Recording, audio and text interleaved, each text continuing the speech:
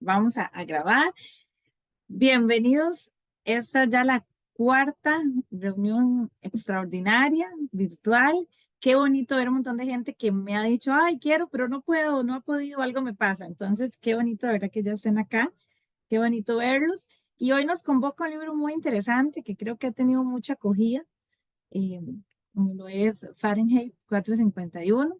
Un libro chiquitito pero matón, ¿verdad? Porque ha tenido bastante, ha tenido todo un poquito y pues por eso estamos acá. El tema que toca el autor, que es Ray Bradbury, es una distopía, estamos de eso, pero que habla sobre el tema de la censura y la quema de libros, ¿verdad? Entonces, a nivel de la historia han habido quemas de libros terribles, ¿verdad? Vimos, bueno, se conoce sobre la quema de la Biblioteca de Alejandría, donde se perdió para siempre un material invaluable. En China, en el 213 antes de Cristo, eh, toda la destrucción que hubo, por ejemplo, de la literatura indígena, que fue quemada por no ser de la religión de los españoles, eh, el bibliocausto, porque se habla de un bibliocausto en el caso de lo que pasó en Alemania en 1933, que quemaron todo lo que no fuera acorde a esa ideología nazi, ¿verdad? Que fue también una quema bastante significativa. Y así, montones de casos más en donde alguien decide que se tiene que leer y que no.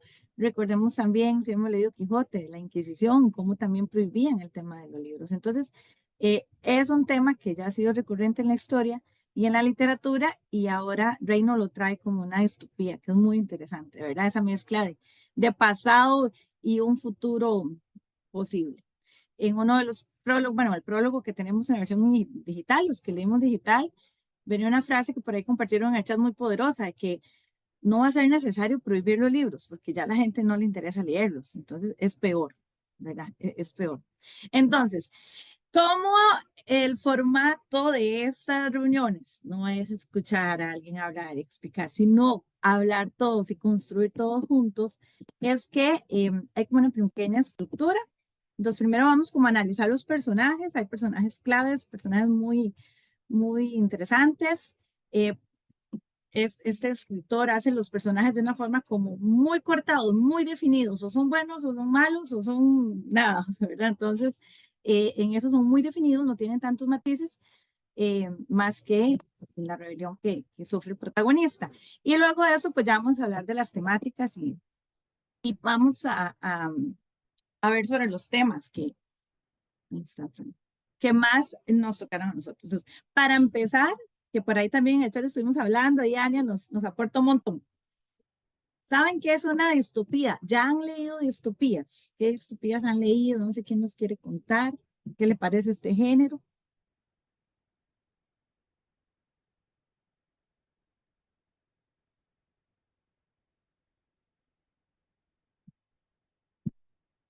Giselita, claro. Me dice la mano.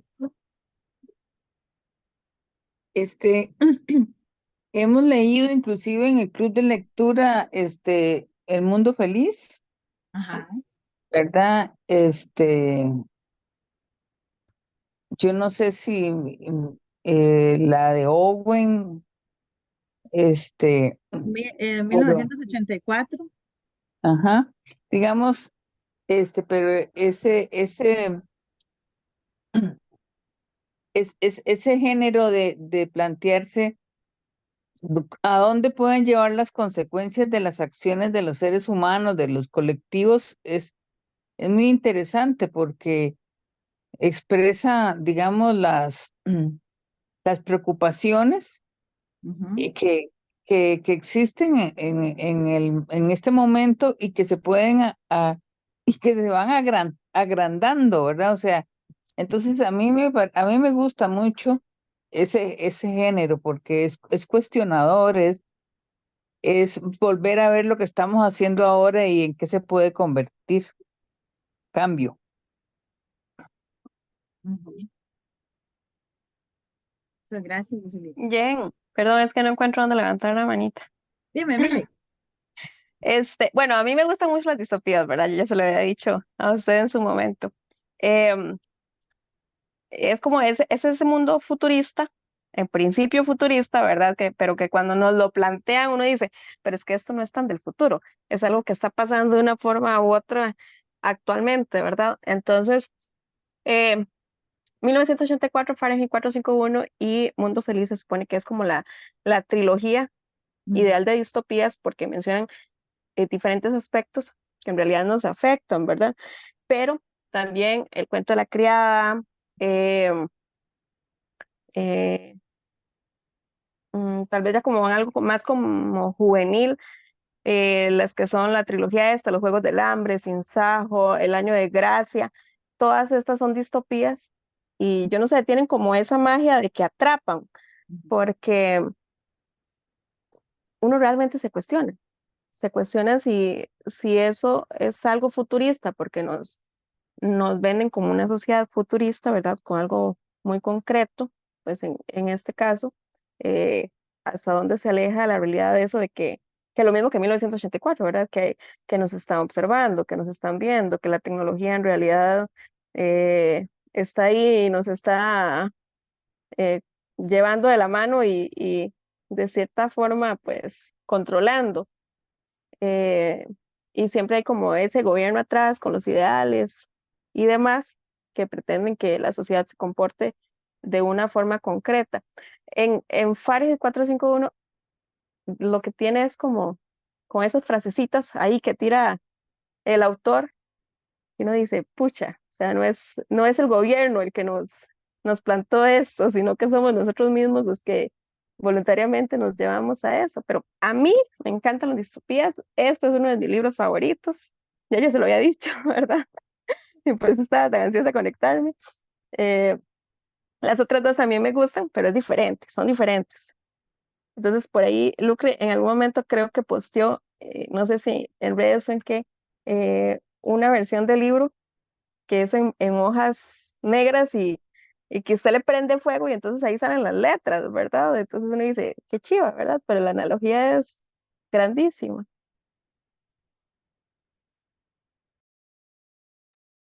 Una versión del libro que me gustaría tener de realmente, es que se ve muy chiva.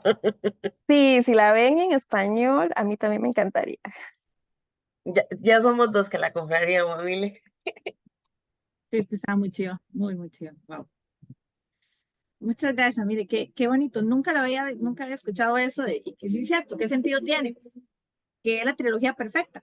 Mundo Feliz, 1984 y esto, qué interesante.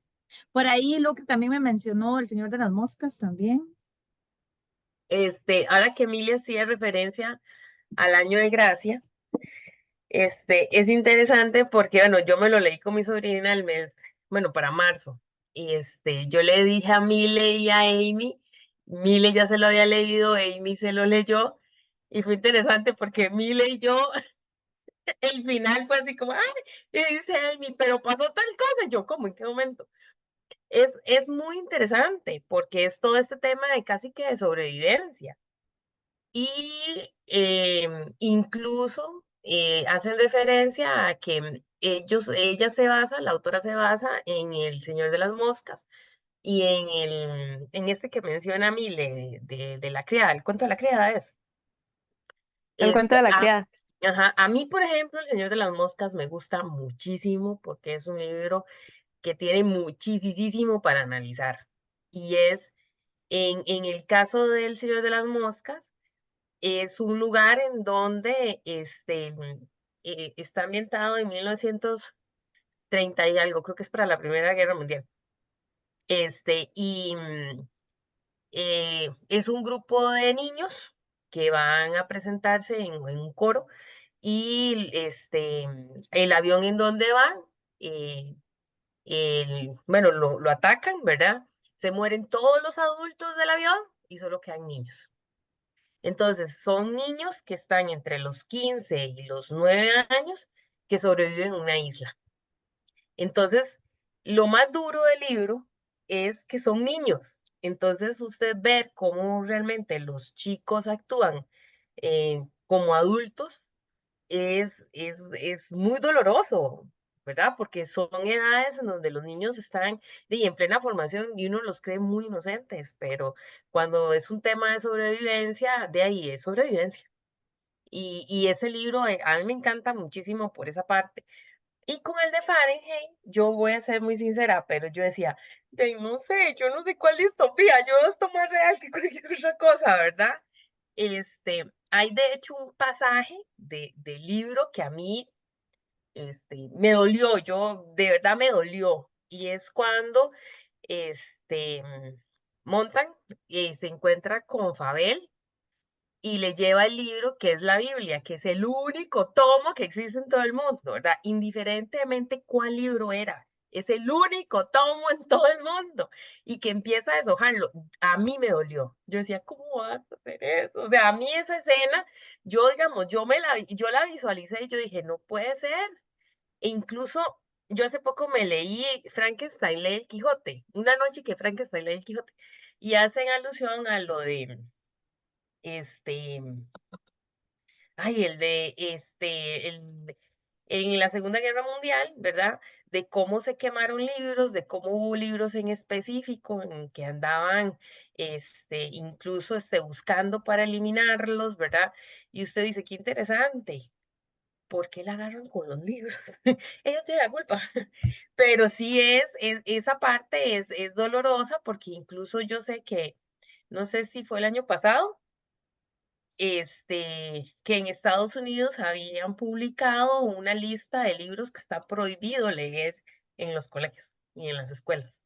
Y yo decía, ¿cómo a usted le van a decir que ese libro es prohibido, verdad?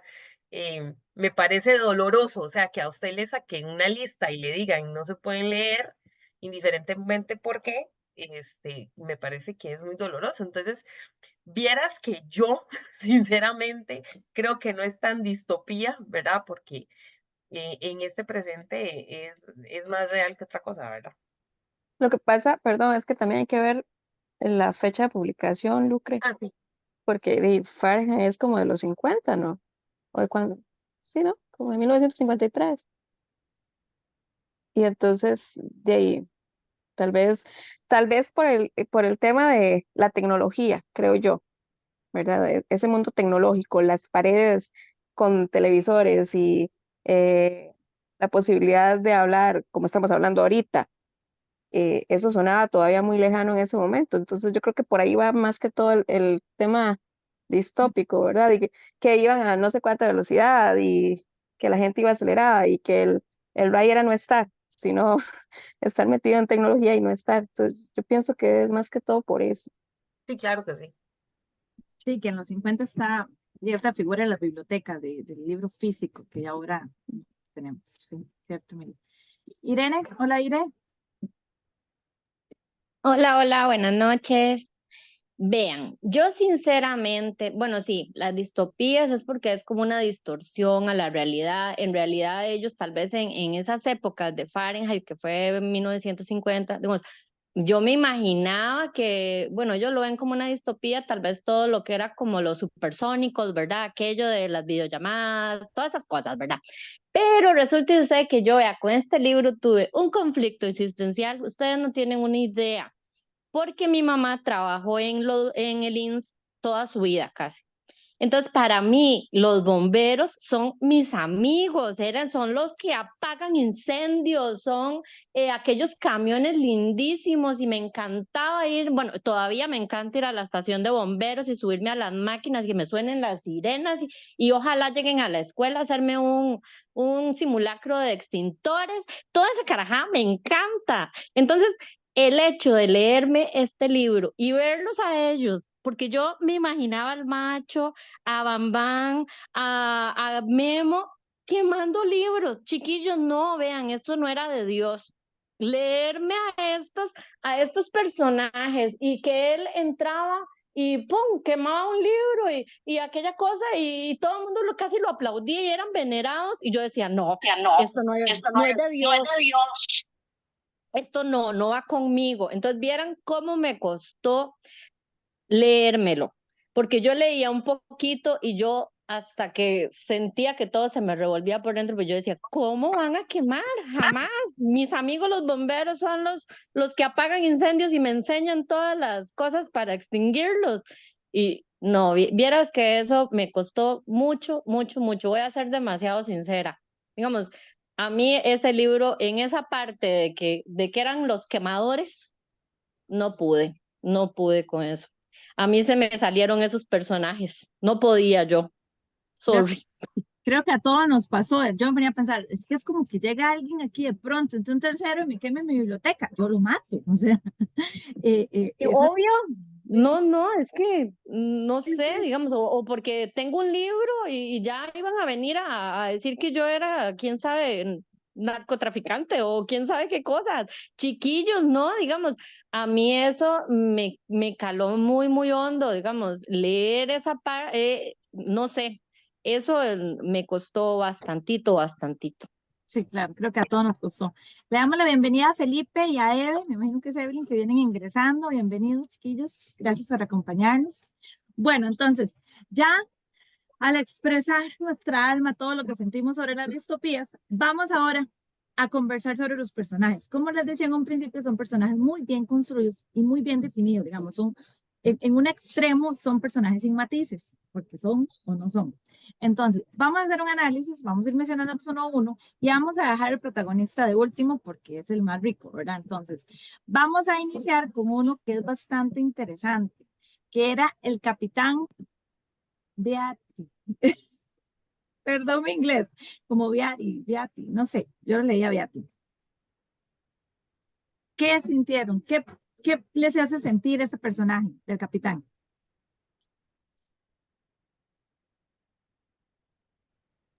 Lucre, Vea, ese chaval lo leía. Ese chaval lo leía. A mí que nadie me diga nada. Claramente, claramente que sí. Ese chaval lo leía y sabía un montón. Entonces, incluso hay una parte en donde lo confronta él, ¿verdad? Que empieza a darle citas y cuestiones así, y usted dice, no, a mí no me engaña. Usted lee y fijo, tiene una biblioteca en su casa. Ese es el sentir que a mí me dio él. O sea, que él sí sabía leer, incluso sabía cómo ocultar, quizás que él tuviese libros. Pero es que yo creo que, perdón, que justo por eso Viti quiere morir. Él está cansado del sistema, pero tiene que mantener ese estatus en el que está y la solución que él ve es que lo maten. Y como muere, me parece a mí que es parte de la misma esencia del personaje de él, porque a buenas a primeras es como un personaje contradictorio, porque usted dice, ¿cómo este hombre anda quemando libros cuando evidentemente él los lee, ¿verdad? ¿Cómo anda pregonando un sistema cuando demuestra todo lo contrario, pero él a la luz pública, ¿verdad? Es esa imagen que quiere mantener y demás. Y yo digo, por eso él, en el fondo es un personaje que sí, que trató de mantenerse siempre con esa imagen, apoyando el sistema, neguemos el conocimiento, y él por dentro se hartó. Y dijo, y como yo no tengo la valentía para rebelarme contra el sistema, entonces, no, que me mate, y por eso llegó y punzó hasta que le prendieron fuego. eso que plantea Mil es súper interesante, porque él parece que hasta desea morir. Daya, Que creo que incluso, bueno, buenas noches, que incluso cuando lo fue a visitar, cuando se hizo como el enfermo, que no quería ir pues a trabajar, eh, él cuando se presentó fue como por lo mismo, porque como que él había pasado por eso y que no sé qué y no sé cuánto, entonces que ya él sabía cómo era este enredo y entonces yo siento que por ese lado, él se quedó ahí en lo mismo también.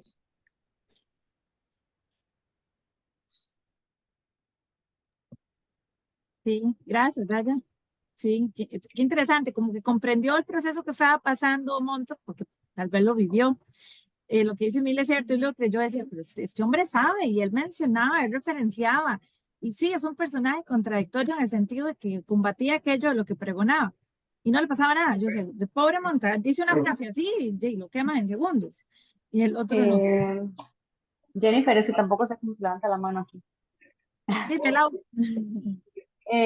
Es que lo que les iba a decir es que ahora que las escucho, ahora que él sabía leer, o sea, que él leía y que tenía que ocultarlo, etcétera, me viene a la mente, digamos, pues el mundo actual donde nosotros estamos, ¿verdad? Y me pongo a pensar en cuántas personas vivimos eso, o viven eso, o lo vivimos como sea, incluso en nuestros trabajos, ¿verdad? Porque tenemos que mantenerlo, tenemos que cuidarlo, obviamente lo necesitamos, y tal vez no nos guste lo que en nuestro trabajo se predique. Por ejemplo, me viene a la cabeza la Caja Costarricense del Seguro Social, ¿verdad? Que más de uno dice, es que médicos que dicen, es que yo tengo que ver que le dan cita a un paciente mío que está muy mal dentro de 3 años y cuando ya le toca la cita, el paciente ha fallecido, ¿verdad? Y el mismo médico está inconforme, se siente mal, pero ese es su sistema de trabajo, él está ahí, tiene que aceptarlo, no sé qué puede hacer para cambiarlo, lo que sea, ¿verdad?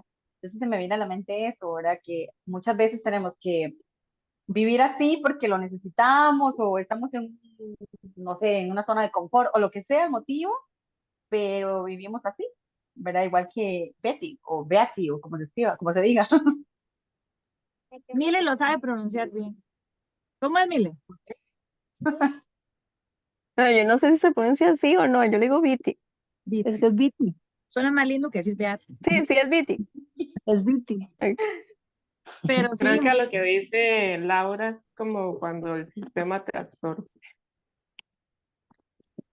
exacto. Y te absorbe y te transforma. De uno que está Ujú. en el MEP, Lucre, que bueno, los que estamos en el MEP, hay cosas que no estamos de acuerdo, pero ahí tiene que ir uno, ¿qué va a hacer, verdad? Entonces, Es muy, que es una fachada. Muchas veces usted lo mejor que puede hacer es piénselo, pero no lo diga. Porque si usted lo dice, ay, mami, tarde Troya, ¿verdad? Entonces, mejor nada más piénselo y déjeselo ahí.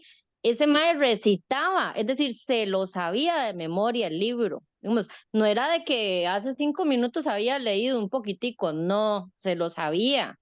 Entonces ya, digamos, ya en sus adentros lo tenía bien guardadito en el hipocampo, ¿verdad? No era ahí nomás que lo andaba.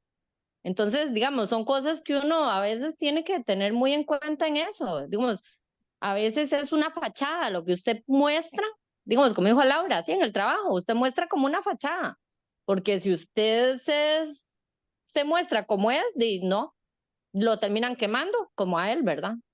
ven, un sentido figurativo, pero sí, sí, exacto.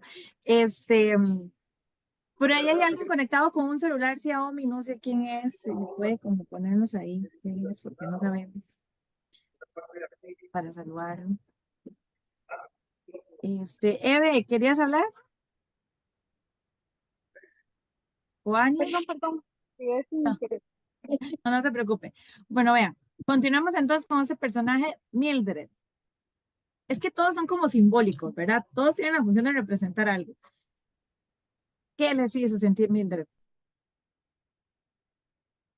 Pobre Mili, pobre Mili. Realmente era un personaje que daba lástima. O sea, ella estaba en otro mundo, ya, con sus audífonos en los oídos todo el día y en su mundo de fantasía.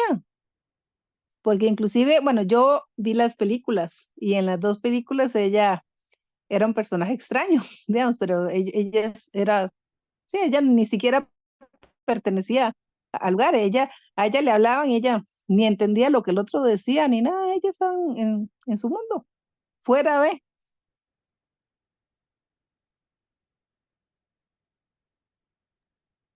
Exactamente. ¿Alguien más quiere comentar sobre Mildred? Si no, bueno, Yo creo que, perdón, yo creo que ella era el ejemplo de lo que la sociedad quería. Lo embrutecer, que, sí, ella era como el ejemplo clarito del sistema, de lo que se esperaba. Entonces, por eso era como tan chocante, digamos, a mí no me daba tanto lástima como cólera, sí, sí, pero porque me ponía como en los pies de Montaco, ¿verdad? Digamos, en lo que le decía, en las conversaciones que tenía y de ahí, era como darle una pared de la incomprensión por parte de ella, pero es que ella era el reflejo del sistema. Pero vamos a eso, esa sociedad que nos vuelve individualistas, solo mis necesidades, mías y ya, el resto no. Fran, Noches a todas y todos, qué gusto verles. A mí me parece que esta persona, Mildred, es el mejor ejemplo de lo que se puede definir como distopía, que es la parte de ver al futuro en lo que se convierte la alienación de las personas en una forma negativa. Si uno se pone a ver, bueno, en ese momento no existían los audífonos. En esa época es parte de las visiones de lo que se imagina Bradbury, de algo que existiría en el futuro. Y si uno se pone a ver la cantidad de gente que anda en la calle con audífonos actualmente, fue una buena visión que tuvo de lo que sería el futuro actual. El futuro actual, digo, la actualidad. Y en términos de la alineación que le produce la televisión o el cine, y yo creo que no está lejos también la alineación que nos produce la literatura, los libros. Vean que muchos de las sagas de los libros que se producen actualmente son llevadas al cine y te consumen con 5 temporadas, sobre todo ahora, que yo creo que mejor ejemplo que Netflix, en esas 3 pantallas que estaban en la sala de la casa de esta mujer, de ahí es lo que nos sucede ahora. Estamos saturados de programas de televisión, de series, que lo que hacen es simplemente tenernos un poco olvidados de la historia.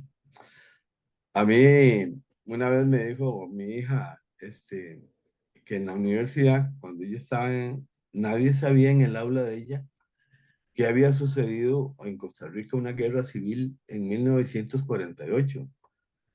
30 estudiantes universitarios no sabían hace de 20 años, hace 10 años, que en ese país se había vivido una guerra civil.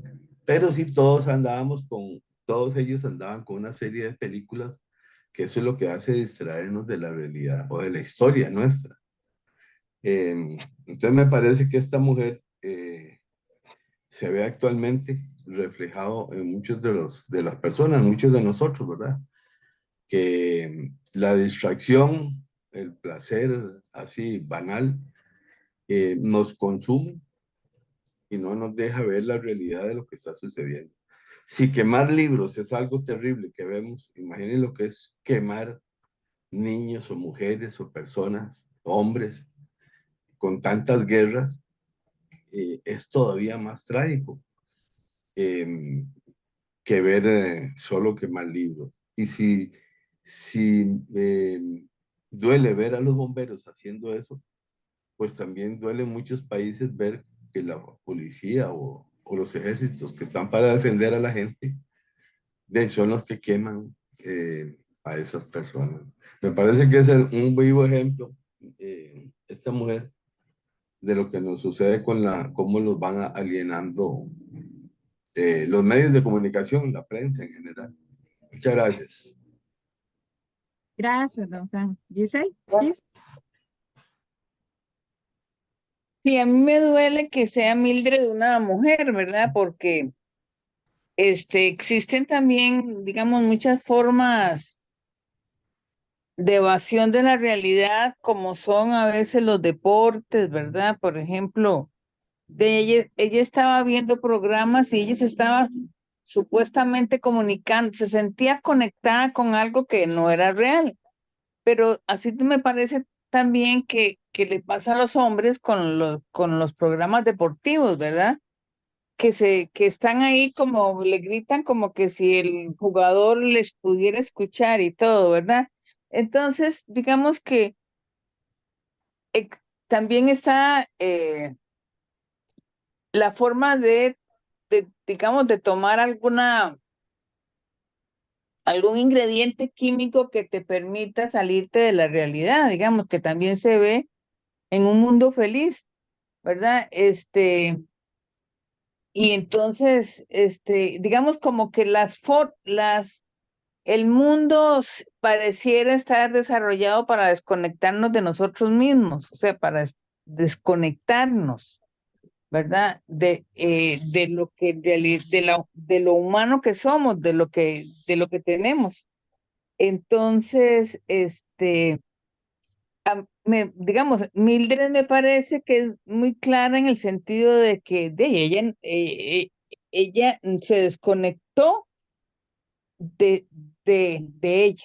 Ella ya no es ella, está desconectada, ¿verdad? Entonces, y hay muchas formas, digamos, cada vez se van a hacer más atractivas las formas de desconectarnos. Cada vez se van a hacer más eficientes, más especializadas, más dirigidas, más normalizadas las formas de que nosotros nos desconectemos.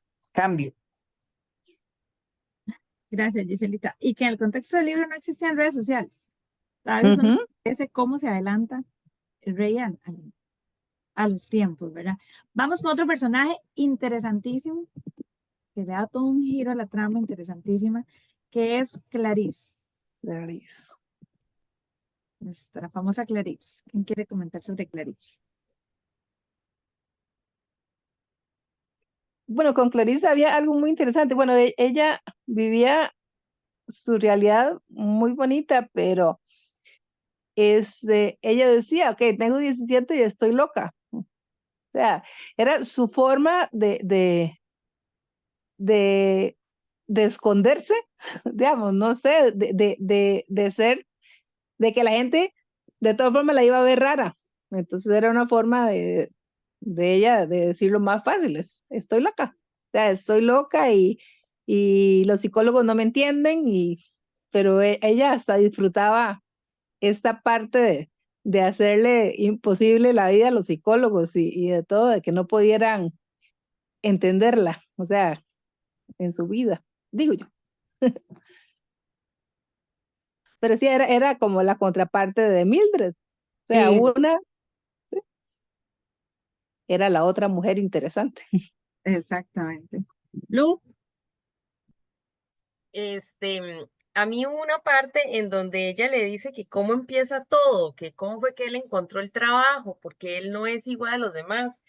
Y hay una cita que a mí me gusta mucho, porque ella le dice que ella ha visto unos cuantos, pero que ellos no la ven, que cuando él habla con ella sí la ve, él sí la ve a ella, ¿verdad? Y hay una parte que me encanta, que ella lo dice, nadie tiene ya tiempo para nadie. Usted es uno de los pocos que congenia conmigo. Y es cierto, o sea, yo hace un tiempo por situaciones personales, ¿verdad? He trabajado mucho el tema de no tengo tiempo, o sea, no es cierto. O sea, es que cuáles son sus prioridades y cuál es la importancia que usted le da a. Entonces usted va a tener tiempo para sus prioridades siempre, ¿verdad? Pero ese tema de ya no hay tiempo para nadie, fue como visualizar ese todo mundo metidos en los celulares, ¿verdad? Estoy más acá metido que cuando estoy en una reunión o cuando estoy con gente conversando o incluso el tema de volvernos a ver, ¿verdad? Y esa parte a mí incluso yo dije, es cierto.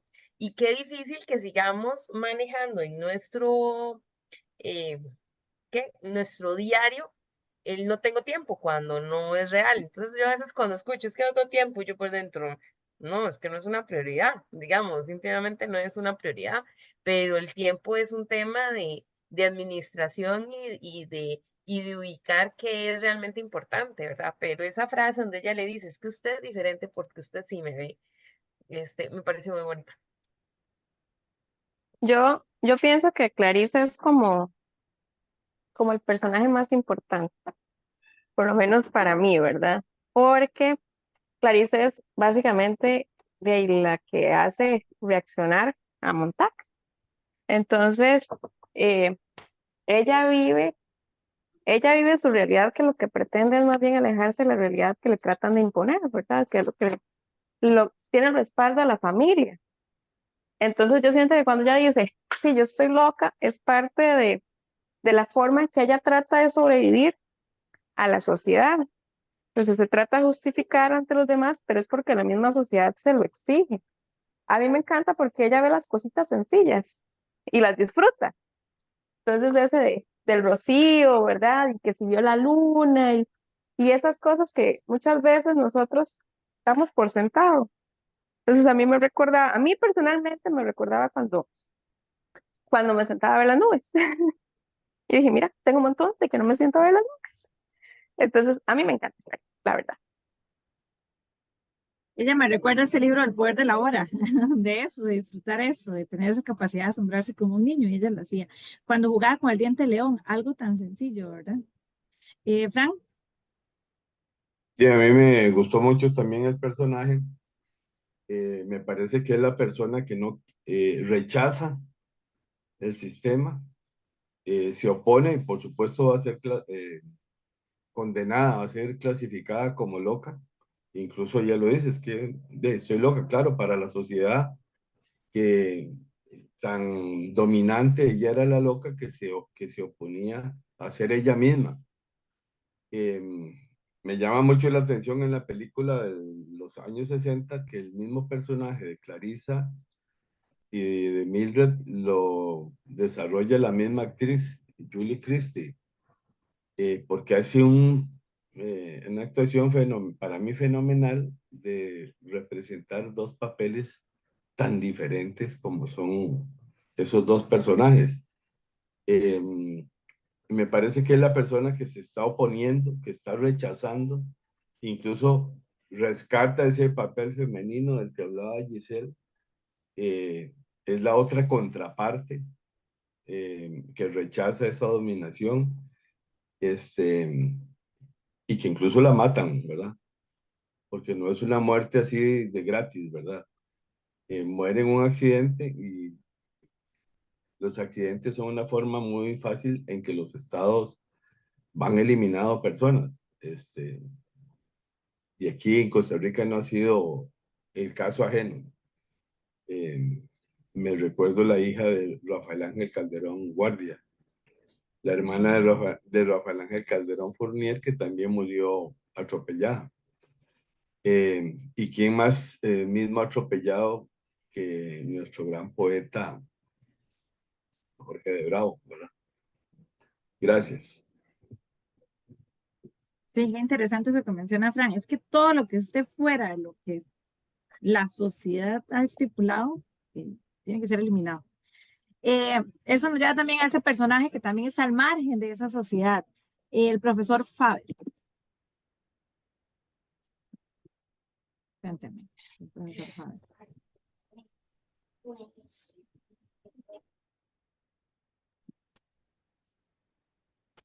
¿Alguien quiere comenzar del profesor, el que le ayuda?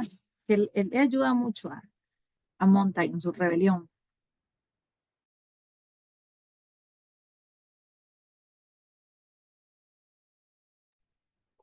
Bueno, yo voy a mencionar casualmente es ese mismo rol es la persona que vive oculta, vive en la clandestinidad, haciendo una labor revolucionaria en términos de los libros, de oponerse al sistema, que es, digamos, rescatar la historia, rescatar las filosofías diferentes al sistema, pero es un hombre que es, para mí es todo un revolucionario en el medio que nos presenta Fabre, pues en esa sociedad, en esa dominación que presenta Fabre. Entonces es un hombre que en otros términos, él no anda un fusil al hombre, pero anda una colección de libros al hombro. ¿Verdad? Gracias. Y es interesante porque vean que hay como un punto de inflexión en la novela en donde esa sociedad en decadencia muere. Y entonces a uno le gusta saber que Faber se salva, porque se va de ahí, se va de la ciudad. Entonces, eso forma parte como de esa rebelión, ¿verdad? Que se representa en cómo esa nueva sociedad sí sobrevive. Eh, bueno, vamos con el protagonista, con Monta. Ahora sí, Monta tiene una transformación alrededor de toda la novela. ¿Quién quiere referirse sobre Monta? Monta.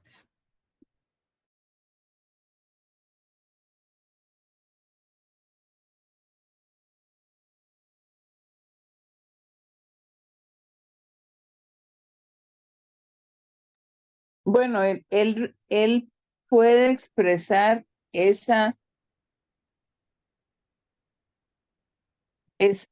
privilegio que tiene la humanidad de, de pensar, de cuestionar, de, de analizar, o sea, de ser un poquito más que un conjunto de células, ¿verdad? Es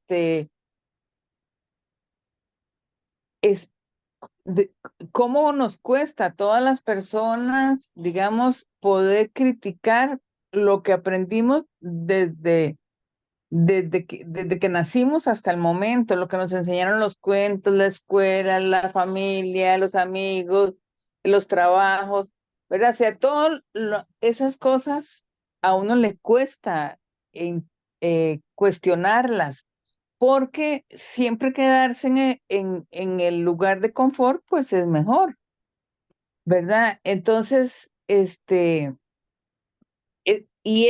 tipo, digamos, de reflexión filosófica, digamos, él es una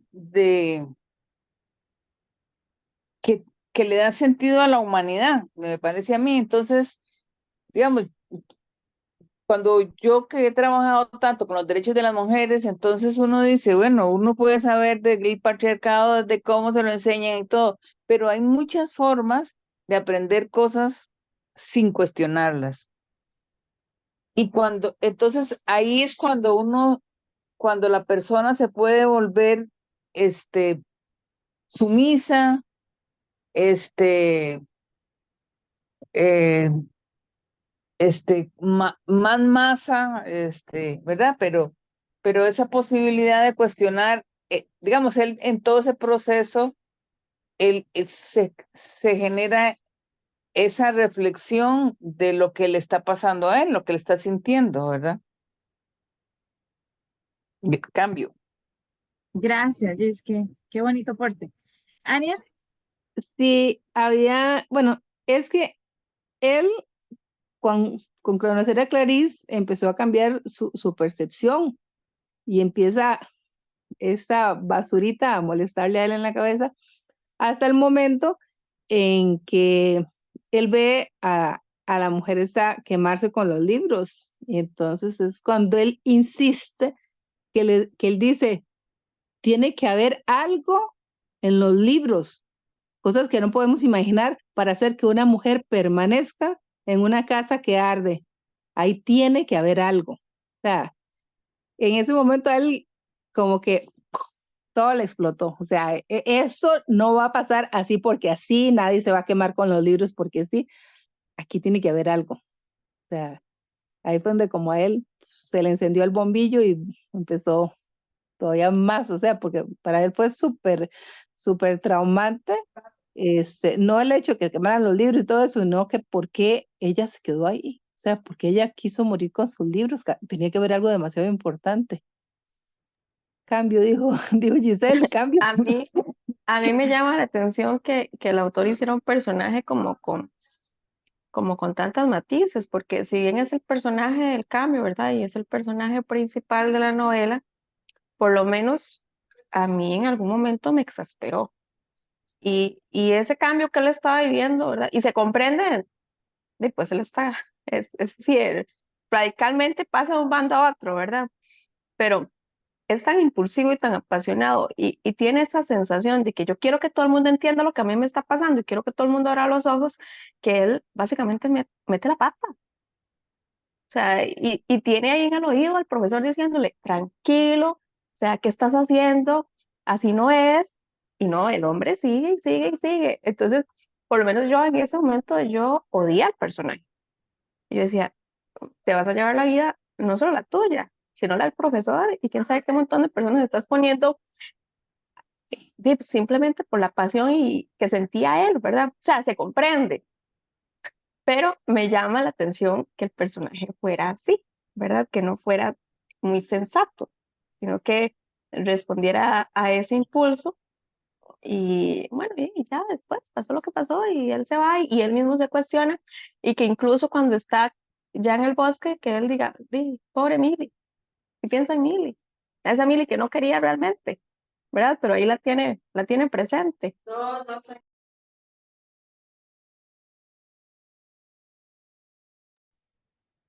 Sí, sí, mire, muchas gracias. Y qué interesante eso. Es que yo lo que siento es que él tuvo como un despertar, gracias a Clarice. Ella fue vital para este proceso. Y luego, y al despertarse le vino ese montón de sentimientos y de pensamientos y siento que no supo qué hacer con tanto, ¿verdad? Entonces ahí es donde él se atarantó, pero sí es cierto, esa escena uno lo dice, toda esa escena fue muy fuerte, uno leía así como, ¡ah, por Dios! Porque fue eso, que era la casa de él, que luego que le encontraron el audífono, que luego que él mata al otro, ¿verdad? Que el otro prácticamente lo incita, entonces todo pasa como muy rápido, digo Caracol. Sí. Igual no sé si yo entendí mal, pero para mí como que venía antes de Clarice, porque para mí él guardaba los libros en una rejilla arriba, en no sé dónde, en el techo, entendí yo. Entonces él los tenía ahí guardados desde antes, o sea, el gusanito estaba, pero sí, Clarice se lo explotó, digamos. Entonces fue, o sea, al inicio capaz que fue como un poco lento, pero ya después viendo todo eso que dicen, lo de Clarice y lo de la señora que se quedó con su casa y sus libros, y pues sí. Usted sabe que sí, que es cierto, haciendo la analogía con el fuego, ¿verdad? Era como, ¿y cómo se llama? Que solo le faltaba el oxígeno para incendiarse. Entonces sí, sí, él ya lo traía. Y tal vez esa es la diferencia que tuvo con Beauty, Mire, porque tal vez el personaje del capitán no tuvo esa chispa que lo hizo, no sé, como encender, como arrancar, como si tuvo él. Porque sí es cierto, él ya tenía guardado uno. Sí es cierto. Es Bueno, que en una de las películas, en la más antigua, no, mentira, en la más nueva fue, en la que él es moreno, que él decía, bueno, que él no tenía haber elegido, no tenía otra cosa que haber elegido que ser bombero porque su papá había sido bombero y su abuelo había sido bombero. Pero en la película, cuando matan al papá, ha sido porque tenía libros. oh, En la peli, en una de las sí, pelis, sí. sí. El Oh. papá tenía libros, entonces él se acuerda donde encuentran al papá y le encuentran los libros. Ania, y en esa película, el que llegó a detener al papá era el jefe Viri. Ujú, Viri. Ajá. ujú. En esa película a mí me dejó totalmente impactada porque yo decía, mire, digamos, porque él decía como, es mi hijo, digamos, él toda la película trataba como decir, es que usted es como mi hijo, como el que yo vine a proteger, ¿verdad? Y todo. Y cuando el muchacho, porque se acuerda que eran las gotas que él se ponía en los ojos eran como para Dos, borrar la cuatro. memoria.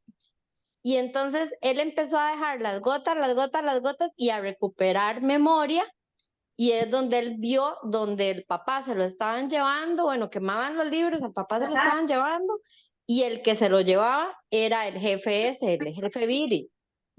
Y a mí eso me dejó, pero totalmente, decía, yo dije, sí, por eso es que él siente que como que lo adoptó, porque era parte de él Eso mismo, tenía que ¿verdad? haber hecho. En lo que usted me trae, Ana, yo terminado. Gracias, sí. Mire, Frank, Qué interesante esta parte de la herencia con su padre, sobre todo en esta versión de la película, em, que sin mal no recuerdo, no aparece este, Beatriz, ¿verdad? En la de, ¿qué es? 2018. Ir ahora leyendo un poco la biografía de Ralph Bradbury, dice que Ralph Bradbury es descendiente directo de una de las mujeres que fueron condenadas en la quema de las brujas de Salem en Estados Unidos, que era cuando les volaban fuego a las mujeres, entre comillas, por ser brujas, seguramente eran clarices, eh, con una forma de pensamiento independiente o otras habilidades de conocimientos diferentes, posiblemente de lectura, de mucha lectura. y que esa mujer que fue condenada, que es un ancestro del autor, se refleja un poco también en el libro, de volarle, de quemar el conocimiento, de quemar la sabiduría, y se refleja también en el padre, en el papá del personaje Montag. Bueno, es una curiosidad nada más que quería señalar. Y qué interesante, tal vez por eso él le señala. De hecho, en este prólogo que él hace, él dice que el protagonista se le presenta como una inspiración y que él escribe de tirón, digamos que es algo que le viene, él lo menciona así como casi, casi mágico.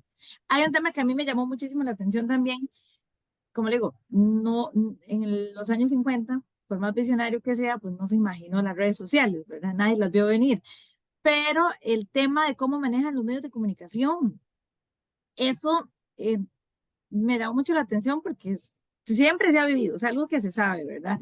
Pero vean cómo manipulan la realidad al punto de que tuvieron que inventarse, ¿verdad? Tuvieron que ir a matar al primer cristiano que se encontraron ahí, que ya tenían hasta estudiado, porque estudian a todo el mundo, para hacerle creer a la opinión pública que sí habían matado porque él era, este, ya él era un rebelde, y Dios guarde dejar cabos sueltos porque eso podía alimentar una rebelión y todo eso. Entonces, la idea de buscar un conejillo de indias para hacerle creer a la opinión pública que tenían todo bajo control y cómo lo montaron y cómo lo hicieron, cómo, de hecho, él decía que la cámara nunca enfoca la cara y cuántas veces nos creemos nosotros lo que los medios de comunicación nos venden. Entonces, eso me llamó poderosamente la atención. Y con todo el despliegue de recursos, que el helicóptero, que la persecución, que todo en pantalla gigante, que todo el mundo estaba conectado viendo lo mismo.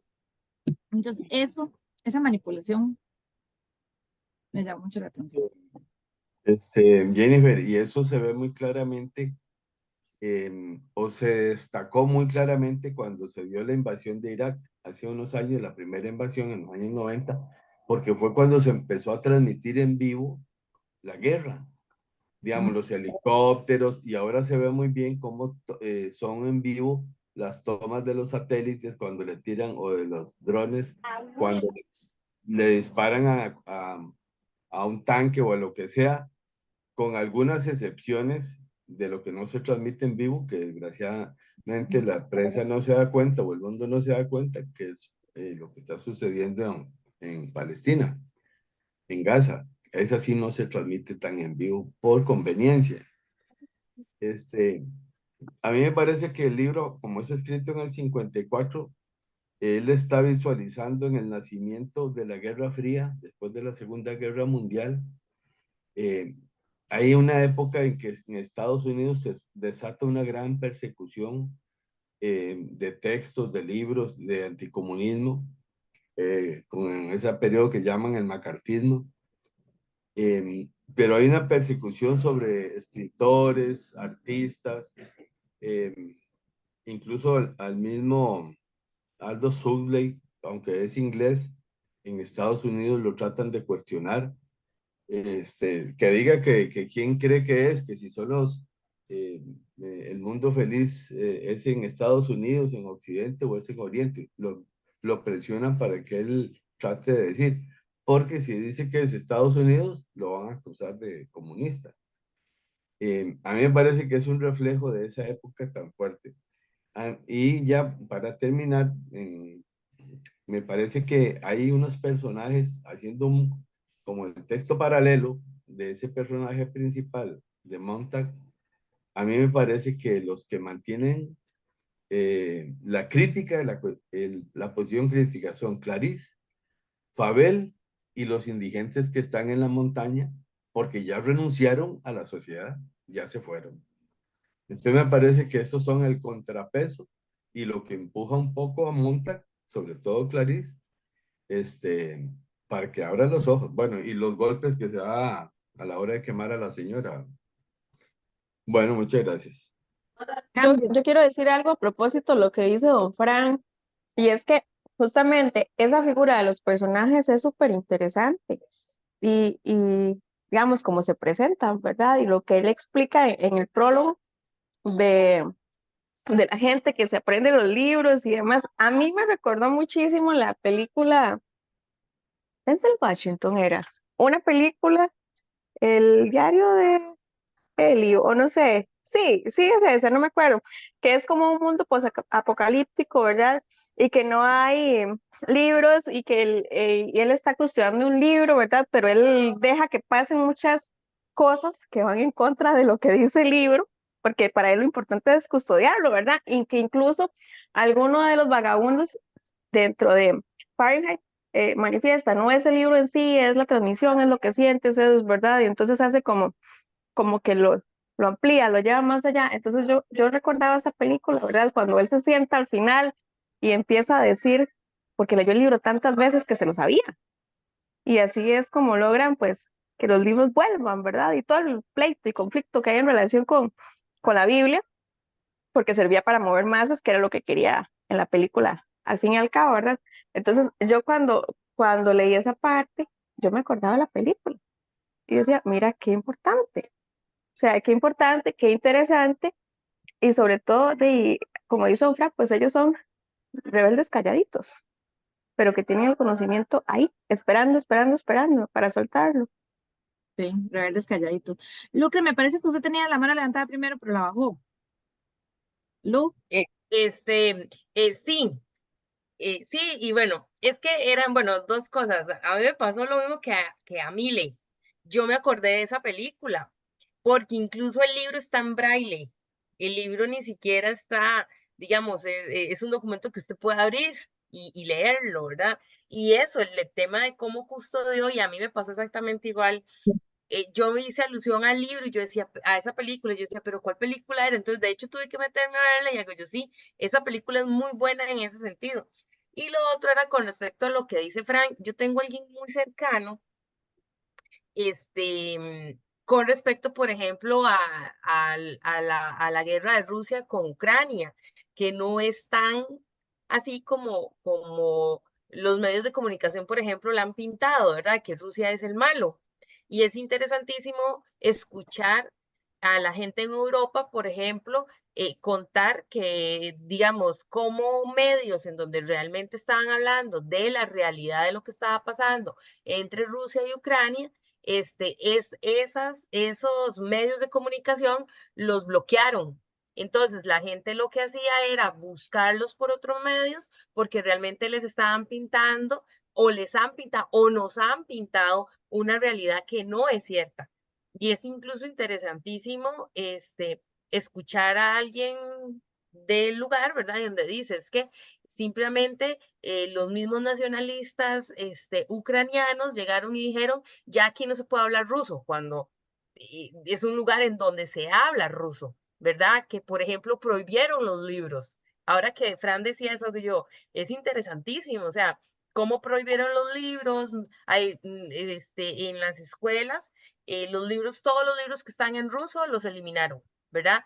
Cuando realmente la lengua materna es el ruso. Entonces es interesantísimo ver y uno a veces cuando ve una noticia uno dice, ¿cuál será la realidad? Porque incluso hay una frase que dice, la verdad tiene tres caras, la de él, la de ella y la real, ¿verdad? Entonces, también desde su perspectiva, ¿cuál es, verdad? Pero sí ese tema de que los medios de comunicación nos pintan lo que realmente quieren que uno vea es realmente doloroso y principalmente cuando se refiere, digamos, Nos por ejemplo, a las pegamos. guerras. ¿Perdón? no, Gis, yo sí la veo. ¿Sí? Tal vez fue Gis que se pegó. Hola. Sí, Gis, Hola, Gis. Ok.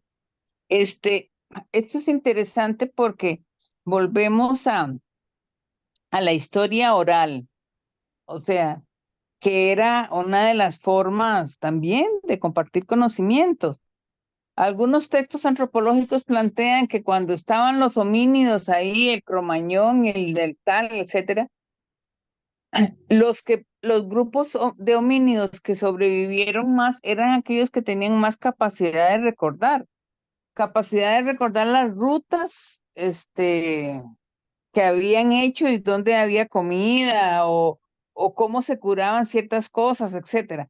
¿Verdad? O sea, esa capacidad de recordar y de transmitir el conocimiento, es, digamos, primeramente es oral, primeramente es oral. Inclusive, cuando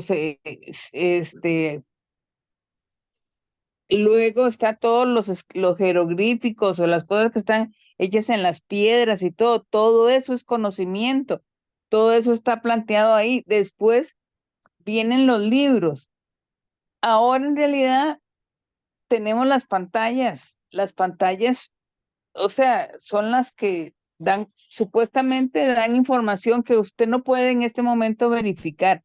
O sea, siempre ha habido basura, digamos, en eso, pero el libro, por el momento histórico que está, y creo que en el inicio de, como dice, de la Guerra Fría y todo esto, donde se prohibieron muchos textos que porque les tenían miedo Occidente del poder que podía tener Rusia o que podía tener China, ¿verdad?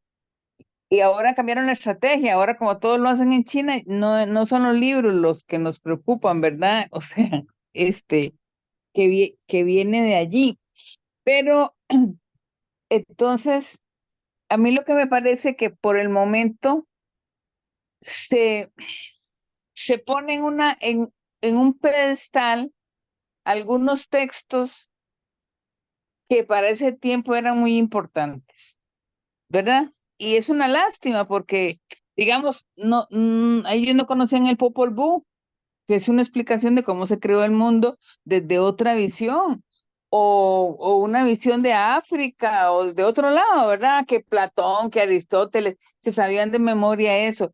O sea, digamos, el libro también exalta un tipo de conocimiento y esos tales pordioseros eran graduados de Harvard y todo. Yo creo que el conocimiento es la capacidad que tenemos de pensar y de utilizar eso, digamos, puede ser tan importante de la Universidad de Harvard o de sembrar chayotes en el patio de la casa, digamos, o sea, todos los conocimientos de cómo se cura una pega, todos son, de cómo se arregla un riel del armario, o sea, todos son conocimientos. No tenemos tampoco que idealizar los conocimientos de los europeos, que son los que nos llegó. Entonces, Dave, o sea, no, creo que no se podía pedirle tanto a una obra, pero sí esa sensación de que eran de la universidad y que estaban ahí por dioseros pobres en el camino, ¿verdad? Me parece que es un poquito como idealizar un tipo de conocimiento. Y el problema es que todos los seres humanos tenemos conocimientos, que no se nos olviden todo lo que aprendimos, todo lo que sabemos. Tenemos muchos conocimientos. Y no es que todos están encerrados en los libros. Cambio. Qué linda, Gis. Y Gis tocó un punto que también quería mencionar. El libro propone esta vuelta a la oralidad, que fue en un principio la literatura. Toda la cultura griega fue oral. Luego de esta evolución vemos, por ejemplo, el Renacimiento, los juglares, todo era oral. Y ya hasta después es que viene la palabra escrita ya mucho después de avanzada la civilización. Entonces nos propone un renacer, siento yo, ¿verdad? Y ese tema de la oralidad, Gis da en el clavo en ese sentido, en lo que yo quería aportar. Bueno, chiquillos, vamos a ir cerrando. De verdad que interesantísimo, qué rica esa tertulia y que todos participen. Ahí saludos a Patri, nunca supe quién era, si Aomi, no se identificó. Pero entonces tal vez podamos encender las camaritas para tomarnos la foto del recuerdo de hoy. Entonces enciendan ahí, eches en perfume, estar bien guapos. Pasa mi ese rey. Mire, por ahí, Marco con melatonina. Marco, ya dopó a los chiquillos. Bueno, estamos. Hola, Patri. Hola, perdón, es que estoy con el celular y no lo sé usar. Desde la compu es otra cosa. Sí, te la compro más fácil. Bueno, vamos a tomar la foto. Okay. 1, Ahí está Irene. 1, 2, 3. Ay, qué guapos quedamos. Hermosos, ahí lo voy a pasar al chat. Muchísimas gracias de verdad por conectarse, gracias por compartir, por hablar, porque de eso se trata, de compartir entre todos, conversar. Y aquí de verdad que me voy, y yo sé que todos nos vamos con muchísimos criterios, tal vez con la lectura de uno no, ¿verdad? Se le había ocurrido, entonces nos enriquecemos y trascendemos en el texto. Muchísimas gracias. Entonces, muy buenas noches a todos. Buenas noches. Noches. Buenas noches, gracias. Buenas noches. Hasta luego. Chao. Nos vemos en la próxima. Hasta la próxima.